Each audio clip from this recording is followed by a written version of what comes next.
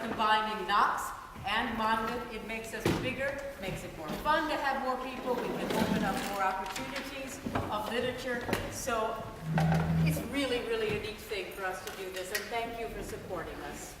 And now I'm really glad to have two cellos before me. And Sam Burgess, who is the Lincoln Laureate this year as a senior at Knox College from her institution. That's a big deal. But she does science and violin and piano and everything, yes? And plans to be a conductor, yes. So.